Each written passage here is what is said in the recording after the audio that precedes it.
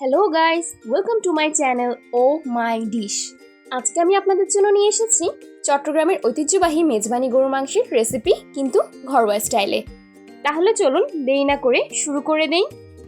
প্রথমেই নিয়ে নিয়েছি সামান্য পরিমাণ কালো গোলমরিচ, আস্ত সরিষা, 6-7টা আস্ত লবঙ্গ, 5-6টা আস্ত এলাচ, কিছুটা দারচিনি, সামান্য পরিমাণ আস্ত জিরা নিয়ে নিয়েছি। এরপর নিয়ে নিয়েছি কিছুটা মৌরি, এরপর কিছুটা জয়িত্রী ও জায়ফল নিয়ে নিয়েছি, আর এরপর কিছুটা তেজপাতা নিয়ে নিলাম। তেজপাতা ছাড়া প্রত্যেকটা মশলা আমি ব্লেন্ডারে ব্লেন্ড করে নেব। এবার আমি একটি বাটিতে 2.5 চামচ আদা বাটা, 2 চামচ রসুন বাটা, তারপর প্রয়োজন মতো হাঁটাজারির মিষ্টি মরিচ গুঁড়ো আর 1.5 চামচ করে হলুদ গুঁড়ো, ধনিয়া গুঁড়ো আর জিরা গুঁড়ো দিয়ে দিলাম। এরপর কিছুটা স্বাদ অনুযায়ী লবণ দিয়ে দিতে হবে এবং আধা কাপ পেঁয়াজ কুচি দিয়ে দিলাম। বাটির মশলাগুলোর সাথে আগের ব্লেন্ড করে রাখা মশলাগুলো আবারও একসাথে পেস্ট করতে ব্লেন্ডারে দিয়ে দিলাম। এরপর 1 কেজি থেকে সামান্য পরিমাণ বেশি গরুর মাংস ধুয়ে আমি পানি ঝরাতে রেখে দিয়েছিলাম। এবার আমি যে হাঁড়িতে গরুর মাংসটি রান্না করব সেই হাঁড়িটি নিয়ে নিলাম। তাতে পেস্ট করে রাখা মশলাগুলো আর আধা কাপ পরিমাণ সরিষার তেল এবং আধা কাপ পরিমাণ পেঁয়াজ কুচি দিয়ে ভালো করে মাখিয়ে নিতে হবে।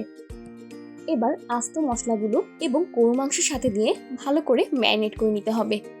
গরুর মাংসের পিস ছোট ছোট করে কাটলে ভিতরে মশলাগুলো সুন্দরভাবে ঢুকে যায়, তাই মাংসের পিসগুলো যদি ছোট ছোট করে কাটা হয় তাহলে টেস্ট আরও বেশি মজাদার হবে।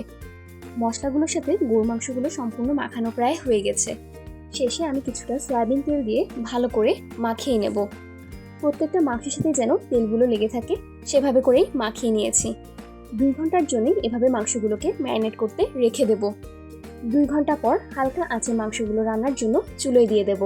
কিছুক্ষণ পর ঢাকনা খুলে মাংসগুলো একটু নেড়ে চেড়ে দেব।